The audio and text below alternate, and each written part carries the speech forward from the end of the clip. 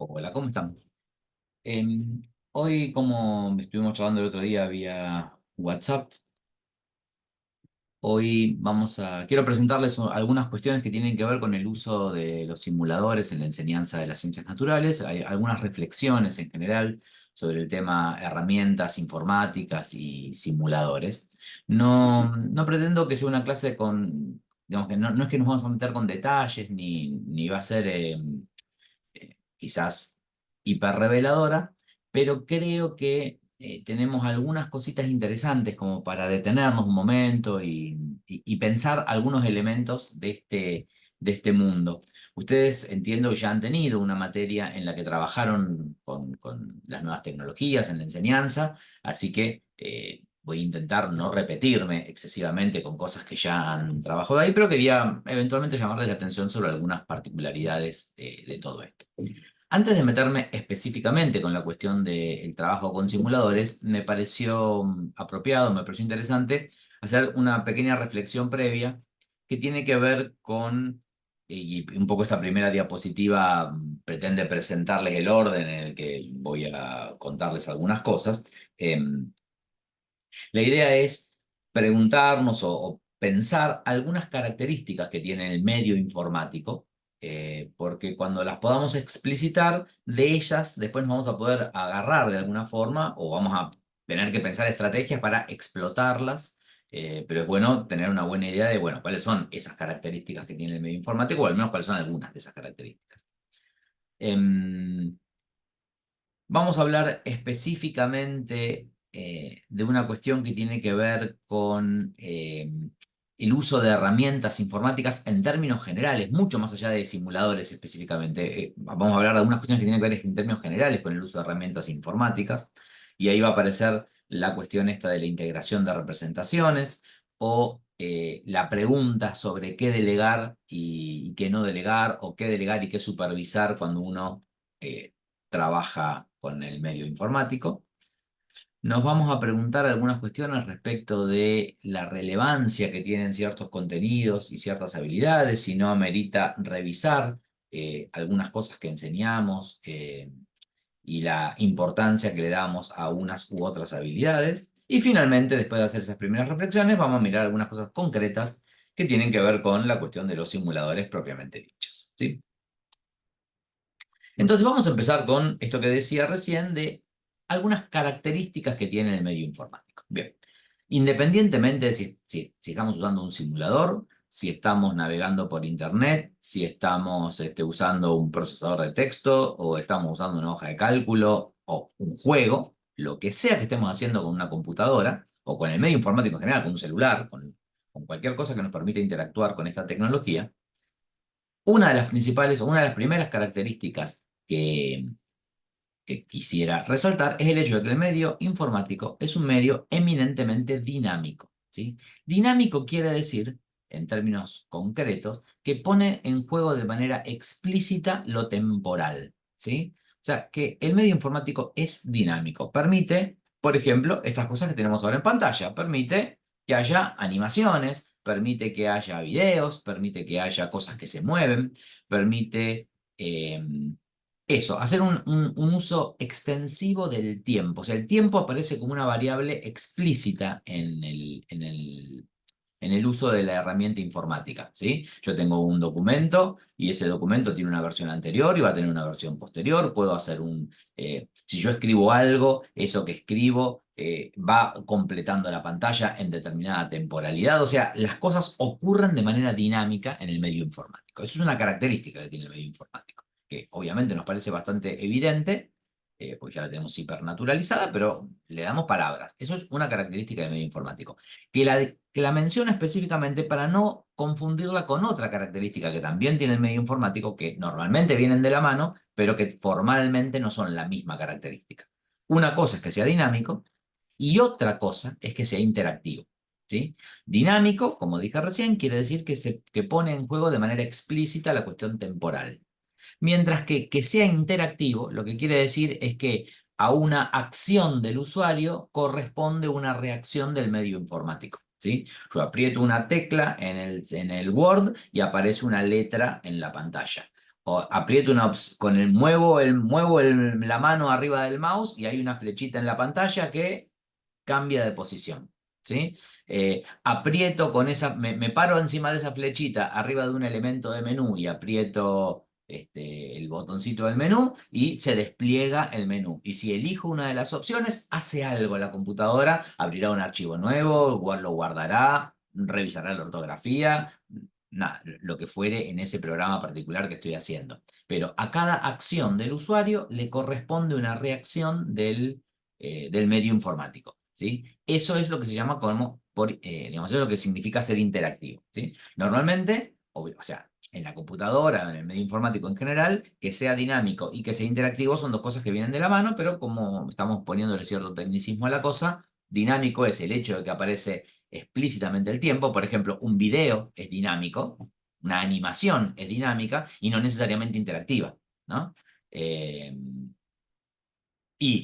por ejemplo, yo puedo, como en un como en un procesador de texto, apretar las teclas en el teclado y que eso haga aparecer letras en la pantalla, o sea, escribo a partir de lo que yo estoy teclando en el teclado.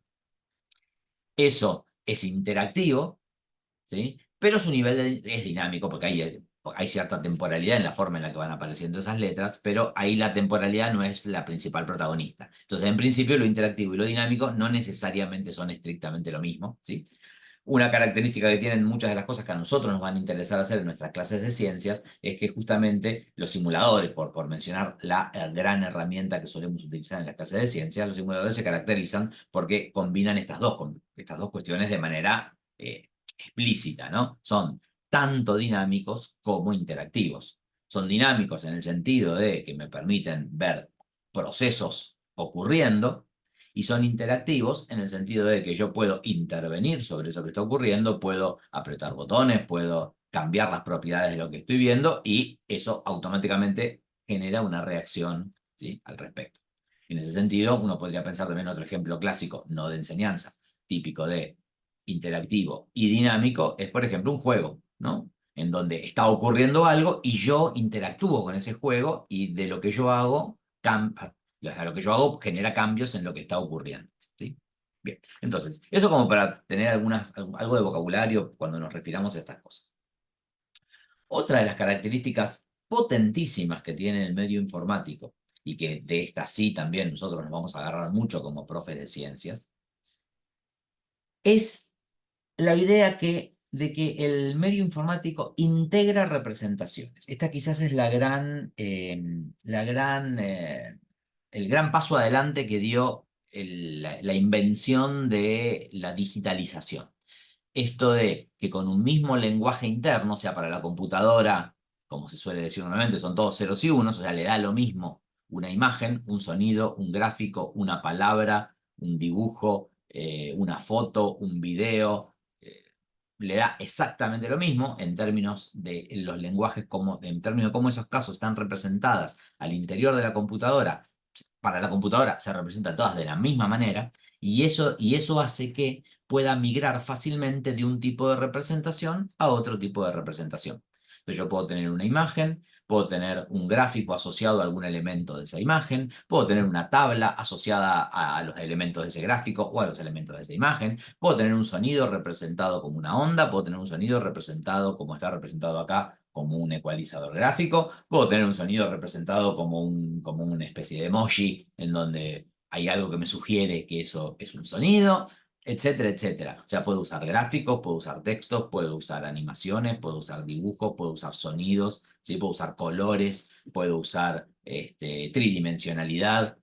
Si bien la pantalla en sí es una pantalla bidimensional, hay herramientas que me permiten quizás generar rotaciones de objetos, etcétera. Con lo cual, la idea esto es una característica del medio informático, esta posibilidad de integrar distintos tipos de representaciones es una posibilidad muy fuerte que tiene el medio informático como característica constitutiva. Para nosotros, en términos de la enseñanza de las ciencias naturales, eso cobra una dimensión adicional, ¿sí? O sea, más allá de lo que hace la computadora en sí misma, que es su característica, esta posibilidad de integrar representaciones, para nosotros como profes del área de ciencias, eso gana un significado adicional. Porque en la enseñanza de las ciencias, la posibilidad de jugar con distintos formatos representacionales es súper valiosa, ¿sí? Porque quizás hay una persona a la que le resulta más fácil por sus formas de pensar entender un gráfico, pero por ahí hay otra persona a la que le resulta más fácil entender una animación. Y por ahí hay otra persona a la que le resulta más fácil entender una tabla de datos, y por ahí hay otra persona a la que le resulta más fácil entender un video o lo que fuere. Entonces, o un texto, esta posibilidad de entrarle a la información o a los datos o a los procesos desde distintos lugares y que en el ámbito de la computadora es tan fácil migrar de uno a otro, nos puede permitir, por ejemplo, que eh, generar actividades, generar cosas que me permitan que cada uno acceda a esa información, a ese proceso, a esa situación por la puerta de entrada que más fácil le resulte, pero aprovechar esta integración y esta simplicidad para migrar de un tipo de representaciones a otro tipo de representaciones para que a partir de esa que me resulta más fácil entender, pueda construir la comprensión de qué significan los otros formatos representacionales, ¿sí? O sea, yo puedo si me resultó fácil entender que es una tabla, a partir de alguna actividad en donde esa tabla se pone en juego de manera simultánea, dinámica e interactiva, con un gráfico, con una animación, con distintos elementos, puedo aprovechar el que me resultó fácil para entender para extender esa comprensión a los otros que no me habían resultado tan sencillos. Entonces puedo aprender a hacer gráficos, puedo aprender lo que significan las tablas, puedo aprender las ecuaciones, puedo aprender X cosas, ¿sí? ¿Se entiende? Entonces, a esta característica general que tiene el medio informático y que es súper valiosa en sí misma, nosotros como profes de ciencias le vamos a agregar un valor adicional todavía, ¿sí? Bien, ahora, esto tiene que ver con cuestiones muy generales que hacen a las características del medio informático en sí. Ahora, una cosa que uno podría preguntarse bien, cuando tenemos un medio informático tan hiperpresente en nuestra vida de todos los días, que tiene estas características, ¿sí? ¿De qué manera vamos a pensar en ellas? ¿Sí? O sea, ¿cómo vamos a aprovecharlas nosotros en particular en términos de nuestra posición de educadores, ¿no? ¿Cómo vamos a aprovecharlas o qué cosas tenemos que tener en cuenta? ¿De qué manera podemos pensar el trabajo con este tipo de cosas? Y ahí aparece un concepto que a mí me parece interesante, que es el concepto de herramientas cognitivas, ¿sí? Pensémoslo, a ver, lo voy a tomar muy con los dedos, ¿no? Pero si yo necesito, si yo tengo un martillo en la mano, ¿sí? Puedo hacer cosas que sin el martillo me resultan mucho más complicadas hacer, ¿sí? Yo con un martillo puedo clavar un clavo que sin el martillo, no digo que no pueda hacerlo, pero es más complejo, ¿sí? Si yo tengo un lápiz, hacer una representación gráfica de algo me resulta mucho más fácil que si no tengo ese lápiz, ¿sí? Y así, etcétera, etcétera. Las herramientas históricas, las herramientas tradicionales, son una forma de pensarlas, son cosas que me permiten hacer algo más que lo que podría hacer sin ellas, ¿sí? Las sigo haciendo yo soy el protagonista de la acción, pero la herramienta me brinda una capacidad adicional, me permite extender un poquitito lo que puedo hacer por mi cuenta, ¿sí? Bien, un poco extrapolando esa analogía, aparece esta idea de herramientas cognitivas. Las herramientas cognitivas serían un conjunto de cosas que me permiten hacer cognitivamente un poquito más de lo que podría hacer sin ellas. Sigo siendo yo el protagonista de la acción, ¿sí? Pero me da la posibilidad de expandir un poquitito eso que podía hacer. Desde ese punto de vista, el medio informático y los programas, el software que se utiliza a través de ese medio informático, pueden convertirse, no lo son automáticamente, pero pueden convertirse en herramientas cognitivas, en el sentido que pueden extender lo que yo puedo hacer a partir de eso. En particular, una de las cosas bien valiosas es la idea de la cognición distribuida, esta idea de, sobre todo en este mundo hiperconectado en el que estamos hoy en día, que lo que yo puedo hacer con el medio informático, ahora ya ni siquiera es lo que yo puedo hacer con una computadora en el escritorio de mi casa. Ahora además es lo que yo puedo hacer con una computadora en el escritorio de mi casa, que como está conectada a Internet, tiene acceso a, no voy a decir, o sea, es un infinito relativo, pero tiene acceso a infinita información, infinitos actores, o sea, infinitas personas con las que puedo interactuar, ¿sí? Del presente y del pasado, o sea, infinitos medios, o sea, muchísimos medios con los cuales yo puedo extender esas cosas que puedo hacer. ¿sí? Y acá aparece una, una pregunta que nos atraviesa fuertemente cuando pensamos en el uso de las herramientas informáticas, que es el tema este de qué delegarle a la herramienta informática, qué es lo que queremos que haga, para qué, cuál es el papel que le vamos a hacer tomar a esa herramienta informática, ¿sí? Em, yo me acuerdo, por ejemplo, en algún momento, y sé que hoy en día sigue siendo una discusión, por ejemplo, en la escuela primaria muy fuerte, el tema de si usar o no usar, por ejemplo, una calculadora en la escuela. Y ahí aparece una cuestión interesante. La pregunta sería, o la respuesta tendría que ver con, depende qué es lo que estoy queriendo hacer, ¿no? Si mi objetivo es que los pibes, las pibas aprendan, por ejemplo, los algoritmos de cálculo, ¿sí? Que aprendan el algoritmo de la multiplicación, el algoritmo de la división, el algoritmo de la suma, bueno, probablemente voy a querer que lo hagan a mano, porque quiero que aprendan la mecánica de esa operación. Ahora quizás si mi intención es que entiendan la aplicación de esas operaciones, bueno, quizás entonces ya no me es tan terrible que hagan una parte de las cuentas en la calculadora, ¿no? Eh, ¿Qué quiero decir con esto? Quizás yo puedo pensar en que delegar cuentas en la calculadora puede liberarme espacio cognitivo para dedicarme a hacer algo un poco más productivo, como podría ser, por ejemplo, interpretar los resultados de esa cuenta y usarlos para algo, ¿no? Ahora, acá es donde viene la cuestión esta que está ahí en la pantalla, que dice de qué delegar y qué supervisar. Una delegación pasiva en la calculadora podría conducirnos fácilmente a aceptar resultados ridículos, ¿no? Que, por ejemplo, porque le erramos en el dedo, en la tecla que apretamos, ¿sí? Porque le erramos en algo de lo que hicimos, en la forma en la que escribimos la cuenta o lo que fuere, y si esa delegación es una delegación pasiva, o sea, es una delegación acrítica, eh, entonces, obviamente, ese resultado no me dice nada y me da lo mismo uno u otro.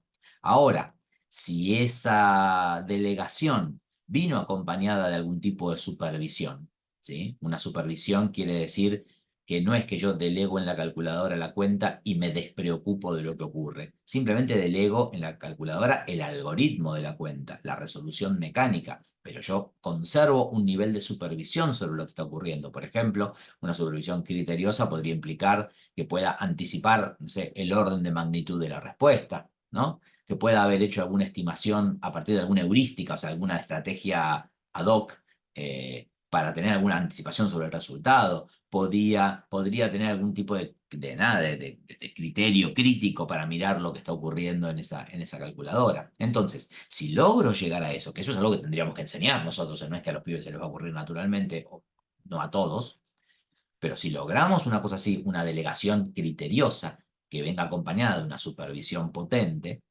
entonces podríamos, por ejemplo, sustituir una actividad cognitiva de bajo nivel, que es el mero algoritmo de la cuenta, por otra actividad cognitiva de mayor nivel, menos automática, que tiene que ver con aprovechar, con interpretar el resultado, con aprovecharlo para tomar una decisión, con decir algo respecto de un problema, etcétera, etcétera, ¿sí? No quiero generar todo un revuelo alrededor del uso sí o uso no de la calculadora, no iba por ese lado, sino por el hecho de mostrarles cómo una cosa tan pava como el uso sí o no de la calculadora nos permite abrir la puerta a pensar esto de qué es esto qué es lo que le delegamos a a la herramienta informática y qué es lo que supervisamos de eso. Y cómo, si solamente va a ser una delegación pasiva, probablemente no nos sirva como herramienta de enseñanza o como instrumento para hacer algo positivo desde un punto de vista de la enseñanza, pero si va a ser una delegación con algún nivel de supervisión crítica, entonces le podemos encontrar una vuelta más que interesante, ¿sí? Desde ese punto de vista es que yo quizás podría preguntar esto. ¿Qué es lo que vamos a querer hacer entonces con las herramientas informáticas? ¿Sí? Fíjense acá traje algunos ejemplos de cosas típicas que hay, herramientas que tenemos hoy en día a mano, ¿no? Tenemos, por ejemplo, no sé, cosas para trabajar con gráficos, con información, con datos. de forma tal de que hoy en día tenemos problemas de estadística, de representación de información, los tenemos súper a mano, ¿sí? Tenemos muchas facilidades para hacer cosas que tienen que ver con el diseño y con la edición y con la maquetación. Tenemos, no sé, eso que tienen ahí arriba es el Photomat, una aplicación que hace que uno le saca una foto o una ecuación y la aplicación se la despeja, se la resuelve y le dice el resultado y le muestra los pasos. Nada, y se imaginan que hoy en día, aparte en el mundo de la inteligencia artificial, las herramientas de este estilo de resolución cada vez van a ser más potentes. Ahora, la pregunta es, ¿qué es lo que nos interesa de la herramienta informática? Nos interesa porque nos va a permitir hacer gráficos más prolijos y más lindos y más rápidos que los que haría yo cuando los hago a mano. Me interesa porque la maquetación del trabajo que estoy escribiendo queda más prolija y más entendible y más bonita, ¿sí? O sea, lo que me interesa es seguir haciendo lo mismo, simplemente pero ganar en simplicidad, en prolijidad, en rapidez, en eficiencia. ¿Eso es lo único que me interesa? ¿O habrá otra opción? ¿Sí? Y esa es la pregunta que yo quiero dejarles de alguna manera en el aire, ¿sí? Nos gustaría pensar que no queremos simplemente hacer lo mismo que de siempre, pero más simple, más prolijo, más bonito o más rápido. Nos gustaría pensar que si aprovechamos la herramienta informática para hacer algo de todo eso, lo que queremos es que eso nos libere espacio cognitivo para poder hacer algo con todo esto. O sea, ¿para qué quiero ese gráfico? ¿Para qué quiero esa información? ¿Para qué quiero esa tabla? ¿Para qué quiero ese dato? ¿Para qué quiero resolver esa ecuación? ¿Para qué quiero maquetar ese texto? ¿Sí? ¿Cuál era la función que quería obtener con todo eso?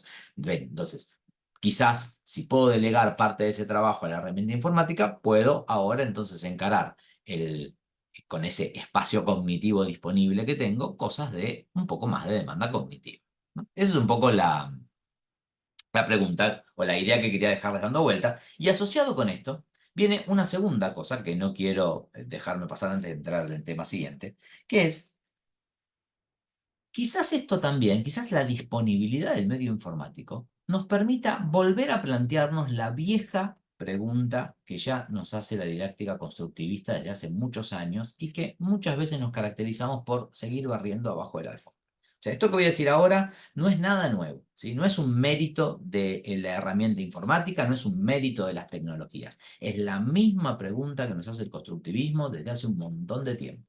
Solo que ahora el medio informático nos da una excusa para volver a pensarla. Entonces yo como didacta voy a insistir en este punto. Quizás la existencia del medio informático nos permita repensar por qué enseñamos lo que enseñamos. ¿Sí? Quizás, o sea, ¿por qué enseñamos lo que enseñamos y qué estamos enseñando? ¿Sí? Y quizás la respuesta es, lo que enseñamos me sirve y me sigue gustando, o quizás la respuesta es, y la verdad que lo sigo enseñando porque siempre se enseñó así y porque nunca se me había ocurrido que podía hacer una cosa distinta. Si la respuesta es, lo sigo enseñando porque me parece que va por ahí la cosa, maravilloso. Si la respuesta es la otra, bueno, es una buena oportunidad para repensar lo que estamos haciendo, ¿no? Déjenme darles un par de ejemplos muy concretos. Tradicionalmente, y voy a uno bien específico de las ciencias naturales y particularmente de la física. Tradicionalmente, las herramientas disponibles en términos educativos para enseñar física esencialmente consistían en el lápiz, el papel, la tiza, el pizarrón. Esas herramientas son eminentemente herramientas estáticas, ¿sí? O sea, lo que yo escribo, lo que yo dibujo, lo que yo represento con un diagrama es una situación particular. Eso fue llevando a que la física escolar presentara sus casos, sus ejemplos, sus problemas, sus ejercicios, sus situaciones de trabajo en términos de estados y no de procesos, ¿sí? O sea, la física escolar es una física eminentemente de estados. ¿Cuánto vale la posición? ¿Dónde está o sea, dónde está el objeto? ¿Cuánto vale su velocidad? ¿Cuánto vale su altura? ¿A qué distancia está de tal otra cosa? ¿Cuánto tiempo tarda en ir de tal lugar a tal lugar? ¿Cuál es el valor de la temperatura? ¿Cuántos grados aumenta tal cosa? ¿Cuántos joules intercambian de calor? ¿Sí? Más allá de lo numérico, de lo concepto, más allá del ejercicio conceptualmente numérico o no, lo que quiero decir es que Para nosotros, escolarmente, la física es esencialmente una disciplina de estados, ¿sí? Sacamos fotos, o sea, este es el estado inicial, este es el estado final, este es el estado intermedio, cómo pasamos de este estado a este estado, ¿sí? Ahora, si uno piensa en términos disciplinares, la física como disciplina científica no es una disciplina de estados. Supuesto, o algún de ustedes me podrá decir, la termodinámica sí, bueno, está bien, la termodinámica mira mucho la cuestión de estados, pero fuera de la cuestión de los estados termodinámicos, en términos generales, conceptualmente, la física no es una disciplina de estados, la física es una disciplina de procesos. De hecho, piensen, recuerden un poquitito en su formación de profesorado, eh, recuerden cuál es el lenguaje en el que se escribe realmente la física, no el lenguaje en el que escribimos la física escolar, que es una versión de la física académica. El lenguaje en el que se escribe la física académica es el lenguaje de las ecuaciones diferenciales. Y las ecuaciones diferenciales, justamente la característica que tienen es que son ecuaciones que reflejan el proceso y no el estado. ¿Sí? Digo, recuérdenlo, hagan un poquito de memoria de eso. ¿Sí? O sea, en física lo que nos interesa es cómo se desarrolla un determinado proceso. Pero ese dinamismo nos quedaba fuera de lo que podíamos hacer en el pizarrón. Y entonces tenemos todo un montón de técnicas desarrolladas a lo largo de la historia de la enseñanza de la física para ver cómo representábamos en el pizarrón cosas que se están moviendo. Pero en términos generales, en el fondo, la imagen de la física que damos es una física fuertemente estática. El tipo de problemas y de ejercicios que tomamos suelen ser fuertemente estáticos.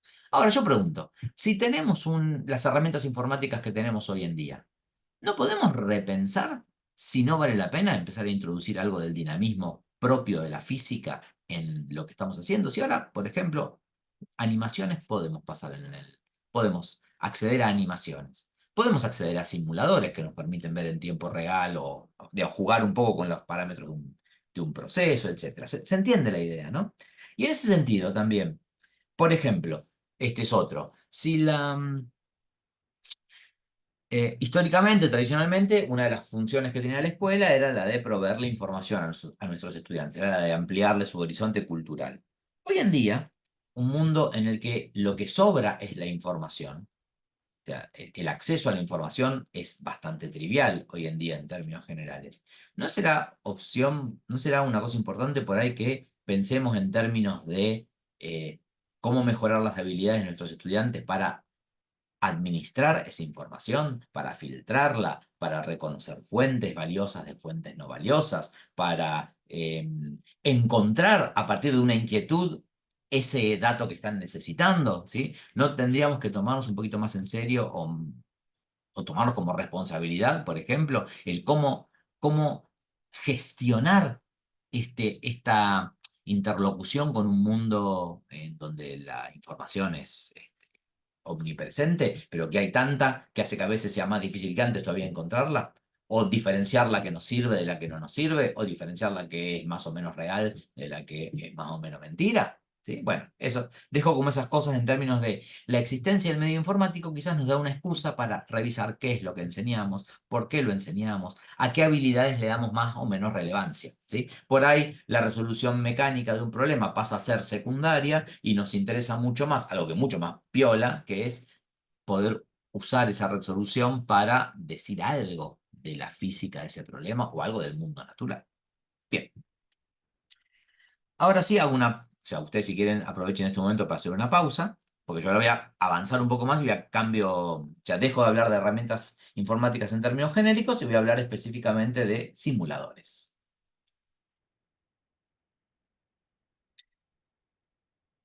Bien, espero que se hayan tomado unos minutitos, un café en el medio. Vamos a hablar un poquito de simuladores. Algo parecido a lo que hice recién. Es de una presentación bastante genérica como para tener algunos elementos, ¿sí? Cuando hablamos de simuladores informáticos, primero una pequeña clasificación para tener algo de vocabulario presente. Existen dos grandes tipos de simuladores. Uno de ellos es a los que se llaman simuladores acotados, que son los más frecuentes, son los que estamos más acostumbrados a ver, ¿sí? O sea, cuando digo simulador acotado es probablemente el primero que se les viene en la cabeza.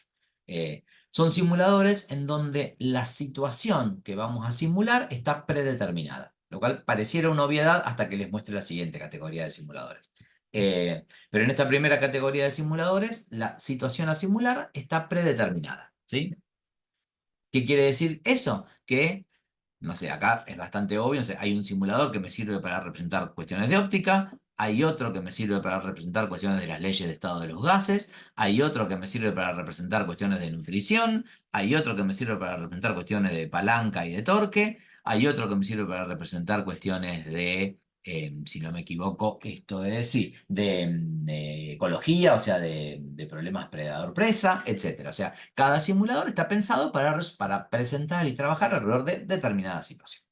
Ese es un tipo de simuladores, ¿sí? Que son los más comunes, acotados. Existe otro tipo de simuladores que se llaman micromundos. Un micromundo es un tipo de simulador más general que funciona básicamente como una gran paleta en blanco, es como un gran Canva de pintura en blanco. Y yo tengo algún tipo de barra de herramientas que me permiten ir moviendo a la pantalla principal elementos. Y me armo mi propia simulación, ¿sí? Acá en esta pantalla tienen algunos ejemplos de simuladores de micromundos más o menos clásicos. Tienen, por ejemplo, yo no sé si ustedes ven que mi mouse que se está moviendo, espero que lo vean. Eh, Tienen, por ejemplo, arriba a la izquierda, este es un simulador que se llama Algodoux, es un simulador de física. Eh, el que está abajo de todo, también a la izquierda, es el GeoGebra, un simulador de matemática, de álgebra y geometría. El que está al ladito, tanto al lado del GeoGebra a la derecha como arriba inmediatamente del GeoGebra, estas dos imágenes se corresponden al mismo simulador, es el Interactive Physics, otro micromundo de física. Eh, el que está en la esquina inferior derecha, si mal no recuerdo, es el Life, que es un... En realidad formalmente es un juego originalmente, eh, pero funciona como un simulador de evolución. Y los dos que están acá arriba en la esquina superior derecha son dos imágenes del mismo simulador, que es el Crocodile Chemistry. Eh, Bien, estos micromundos se caracterizan porque no tienen prediseñada la situación que yo voy a simular. Por ejemplo, si en el de física saco de la barra de herramienta una polea, una soga y cuelgo de esa soga dos masitas, me haré, no sé, una máquina de Atwood. Pero si saco una lente y saco un rayo láser y saco un espejo, haré un simulador de óptica. ¿Sí? Y si pongo un plano inclinado y pongo un objeto que puede deslizar y pongo un objeto más adelante, jugaré con choques, por ejemplo. ¿Sí? O sea, el simulador no está. El simulador lo que sabe son las leyes de la mecánica de Newton, por ejemplo, o las leyes de la óptica. Y yo le pongo elementos y el tipo los resuelve. ¿Sí? Lo mismo con el GeoGebra. El GeoGebra lo que tiene es, sabe trabajar con funciones, con objetos, con puntos, con rectas, y yo hago lo que quiero con eso. El chemistry, lo mismo, tiene una gran barra de herramientas que tiene como si fuera un pañol de laboratorio, entonces yo voy sacando la vidriería, voy sacando el mechero Bunsen, saco distintos compuestos, hago lo que quiero con eso, ¿sí? Etcétera, etcétera. Entonces, los micromundos son más generales que los simuladores acotados, son muy interesantes, en general son bastante interesantes, y hay dos grandes usos para los micromundos. Uno de los usos es trabajar con nuestros estudiantes directamente sobre el micromundo y que ellos tengan que hacer diseño de cosas. Y otro uso que también es muy frecuente es que muchas veces los docentes usan los micromundos para diseñar sus propios simuladores acotados personalizados. O sea, yo, por ejemplo, quiero trabajar sobre determinado tema y no encontré un simulador acotado que represente realmente la situación que yo necesito representar. Entonces agarro un simulador, un micromundo, me armo la situación que yo quiero representar en esa pantalla, la grabo y a mis estudiantes les doy esa pantalla ya resuelta. Entonces, para ellos va a ser un simulador acotado porque la situación ya está determinada, pero lo diseñé yo. Entonces, desde ese punto de vista, se suele decir que los micromundos pueden ser utilizados como herramientas de autor. Me permiten a mí diseñarme mi propio simulador acotado, adaptado a la situación que necesito. O puedo directamente pensar una actividad para que mis estudiantes se enfrenten al diseño de algo. ¿Sí? Están ambas opciones. Bien, cuando uno trabaja con simuladores, cualquiera de ellos, acotado o micromundo,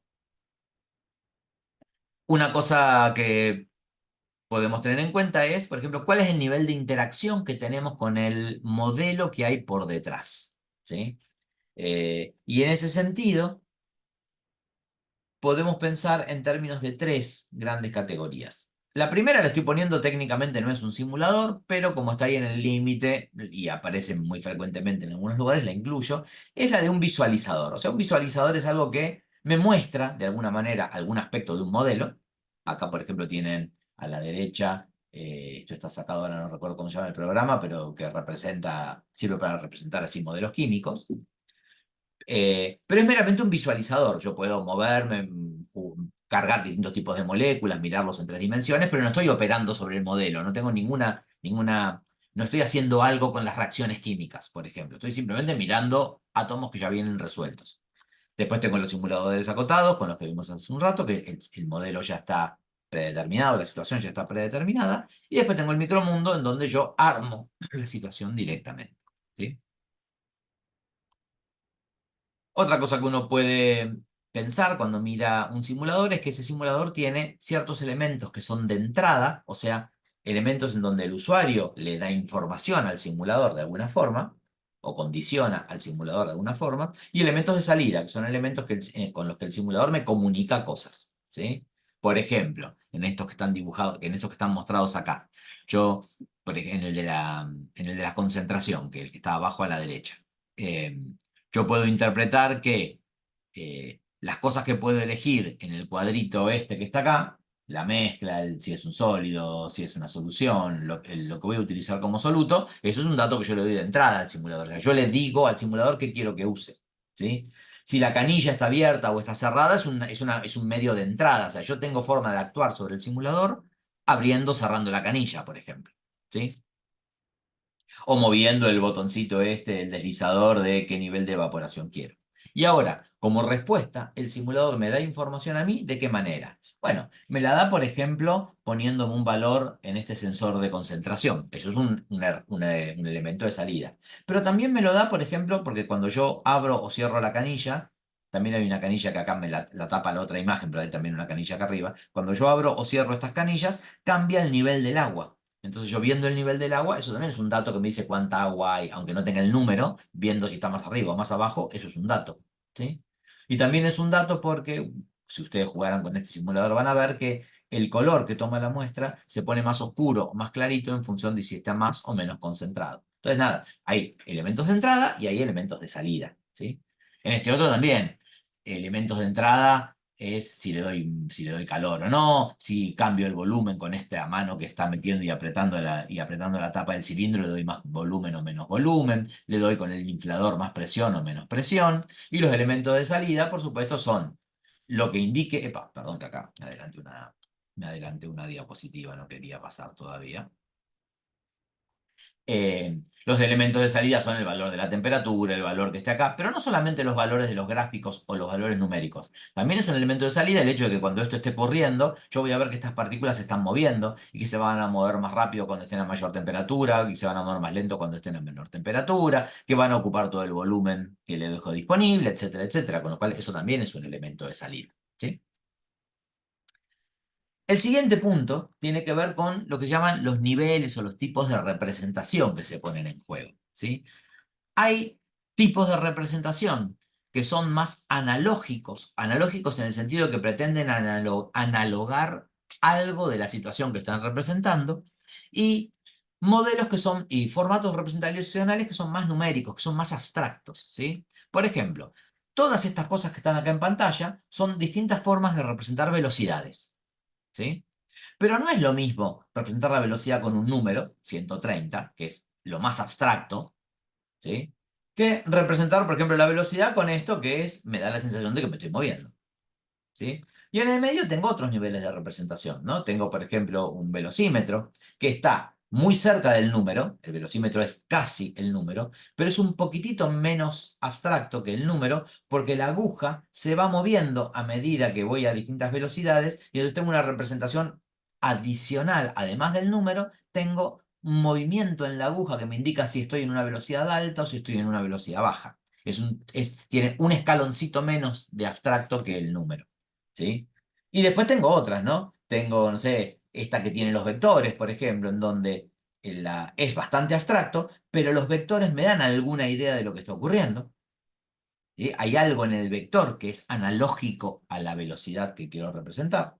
¿Sí? Tengo el gráfico, ¿sí? Que es un punto intermedio entre lo analógico y lo abstracto.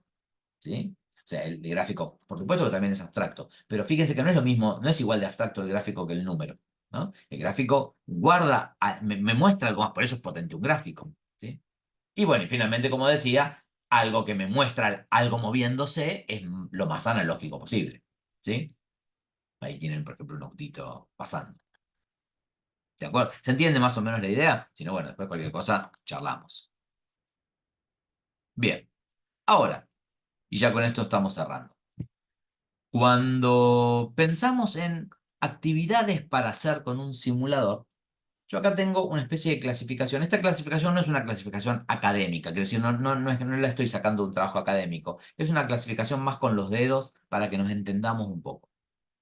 Cuando pensemos en actividades para desarrollar con simuladores, uno puede pensar en que hay estos 6 grandes tipos de actividades, ¿sí? Y ahora les voy a contar por qué algunas aparecen con un signo de admiración. Hay actividades que son de ilustración, o sea, actividades en donde el simulador esencialmente lo estoy usando yo como docente para apoyar lo que estoy contando en la clase. ¿Sí? En ese sentido, es lo mismo que si tuviera una presentación de diapositivas, un video, lo que sea, me estoy aprovechando el simulador simplemente. Entonces, me aprovecho de la versatilidad que me da el simulador, de no tener que tener prearmadas las situaciones, que es lo que me exigiría una presentación de PowerPoint, por ejemplo. Y acá puedo ir cambiando en tiempo real lo que quiero contar y puedo ir mostrando cosas en tiempo real. Entonces lo aprovecho desde ese punto de vista, es súper útil, pero es algo que estoy haciendo esencialmente yo. Eso casi que no cuenta como una consigna, porque no es una actividad que le esté dando a mis estudiantes. Por eso tiene un signo de admiración. Es algo, un recurso que uso yo como un recurso más. Un típico tipo de actividades que se le da a los estudiantes cuando trabajan con simuladores son lo que se suelen llamar actividades de verificación. Una actividad de verificación es esencialmente una actividad que intenta emular cierto tipo de prácticas de laboratorio. Eh, Estamos muy influidos por nuestra propia formación, muchos de nosotros hemos sido formados de esta manera, en donde tenemos algún tipo de clase teórica en donde se nos presenta un contenido y después vamos, por ejemplo, al laboratorio para verificar que efectivamente ese contenido que me habían enseñado funciona de esa manera, ¿no? Me enseñan en la clase de óptica la ley de Snell, ¿sí? Y después me voy al laboratorio y agarro un láser, agarro cosas, una pecera, agua, humo, no sé, cosas, y me muestran que efectivamente ocurre tal como la ley de Snell decía que iba a ocurrir, ¿sí? Lo mismo para choque, para caída de objetos, para el periodo de un péndulo, lo que fuere, ¿sí? Entonces, eso es un tipo de actividad a la que estamos muy acostumbrados en ciencias naturales, que la puedo criticar en otro momento. O sea, después cuando veamos, cuando pensemos el tema de qué hacemos en el laboratorio, vamos a charlar sobre eso. Pero aún sin discutirla en este momento, quisiera contarles que una cosa es hacer eso cuando vamos al laboratorio y otra cosa muy distinta es usar un simulador para querer hacer eso. Porque ahí tenemos un problema conceptual, ¿sí? Y esto es bien importante tenerlo en cuenta. Un simulador nunca puede ser usado para verificar una regla teórica. Digo, esto es una cuestión conceptual, epistemológica. Un simulador jamás puede ser utilizado para mostrar y decir, ¿ven que el objeto se mueve como dice la ecuación de Newton? ¿Ven que el rayo de luz se dobla como dice la ley de Snell? Eso no lo puedo hacer con un simulador, por la sencilla razón de que el simulador no me está mostrando cómo es la realidad. El simulador me está mostrando cómo es el modelo. O sea, obvio que el rayo de luz se va a doblar como dice la ley de Snell en un simulador. Si el simulador usa la ley de Snell para calcular cómo tiene que doblarse el rayo. Obvio que el objeto se va a caer como dicen las leyes de la dinámica de Newton que se cae.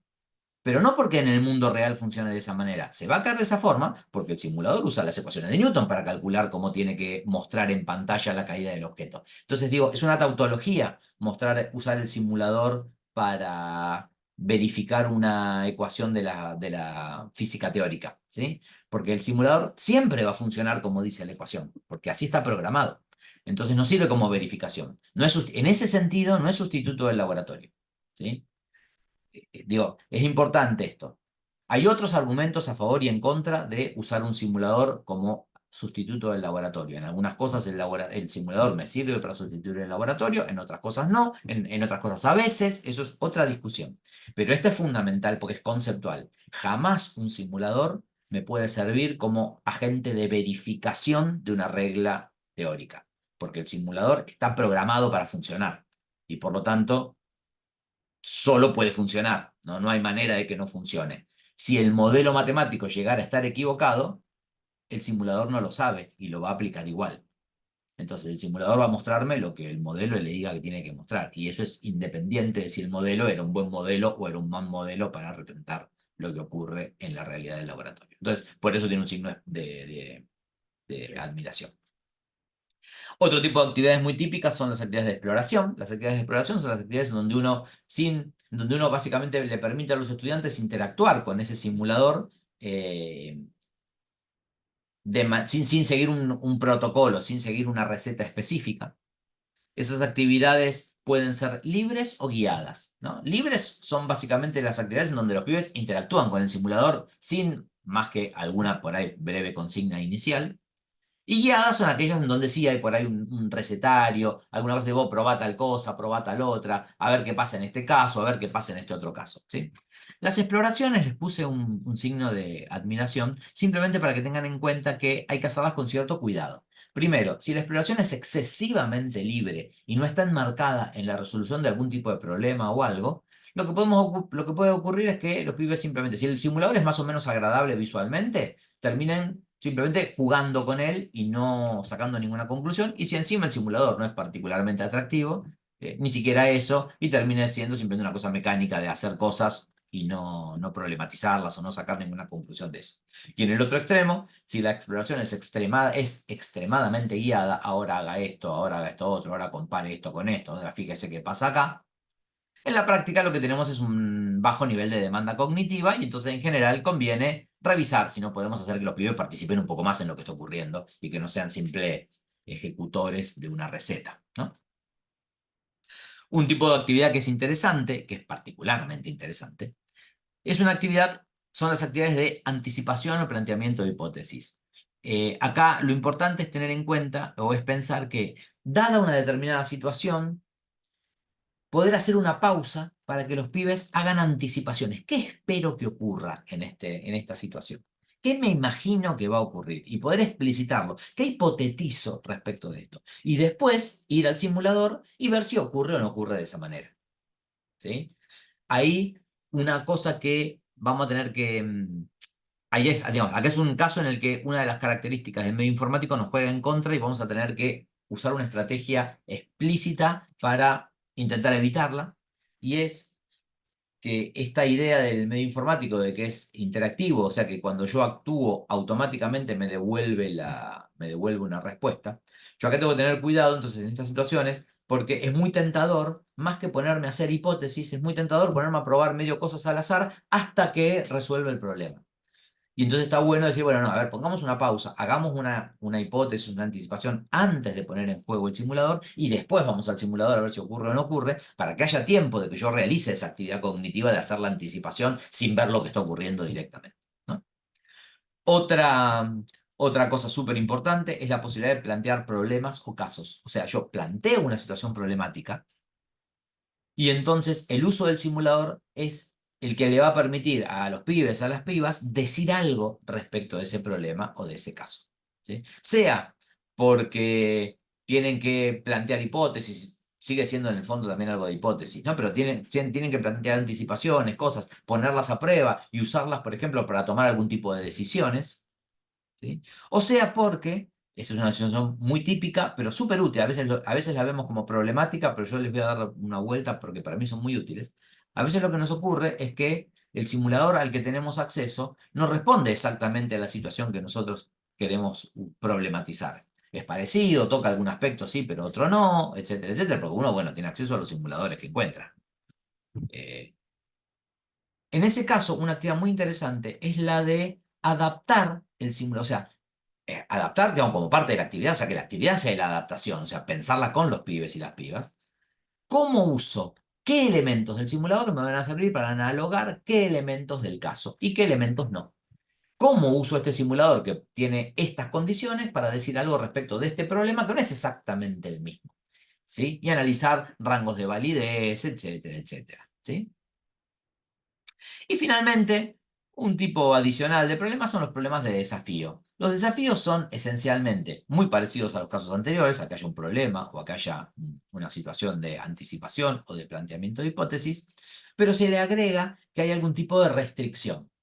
Y esa restricción hace que yo tenga que pensar con mucho cuidado lo que voy a probar en el simulador. No sé, la restricción podría ser desde tenés solo 3 intentos para probarlo, entonces no los desperdicies probando cualquier cosa, pensá lo que vas a probar, hace una anticipación, fíjate si funcionó, usa el resultado de eso para diseñar tu segunda prueba, etcétera, etcétera. O sea, o bien porque tengo, por ejemplo, un límite a la cantidad de intentos, o bien porque tengo un límite al tiempo, ¿sí? O bien porque, no sé, hay distintos equipos intentando resolver determinado problema y tiene cierta importancia ser el que lo resuelve primero. No sé, acá cada uno jugará con el caso que más le guste y le sirva. Pero la idea del desafío tiene que ver más que nada con justamente, es un intento de evitar esta idea de, bueno, me pongo lo que se suele llamar resolver por fuerza bruta. O sea, me pongo a probar cosas, total, como la computadora me lo responde rápido, puedo en 10 minutos probar 30 opciones distintas. Entonces me pongo a probar medio acríticamente hasta que resuelvo. Y el desafío lo que dice, al ponerme una restricción, lo que me dice es no, no pruebes acríticamente, usa alguna estrategia. Y en esa estrategia vas a estar poniendo en juego lo que entendiste, lo que estás aprendiendo del concepto. Nada. Entonces, ahí tenemos como algunas cosas para pensar cuando trabajemos con simuladores.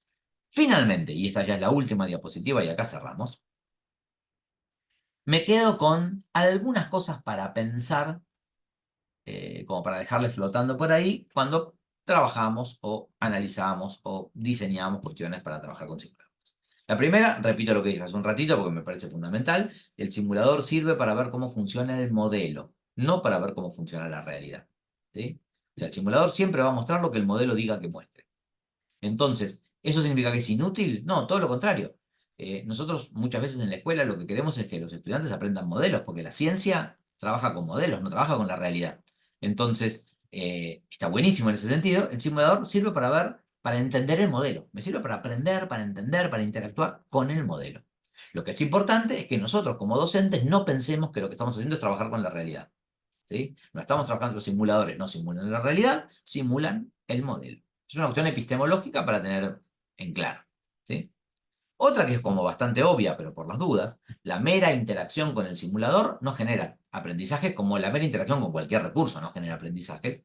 El simulador a veces nos da cierta sensación de que tiene una potencia innata que hace que por sí mismo genere los aprendizajes. La verdad que no.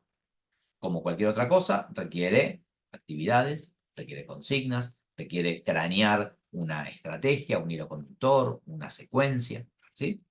Es necesario promover la reflexión respecto de lo que se está haciendo, ¿sí? Y, como decía hace un rato, intentando evitar las estrategias de fuerza bruta. ¿Sí?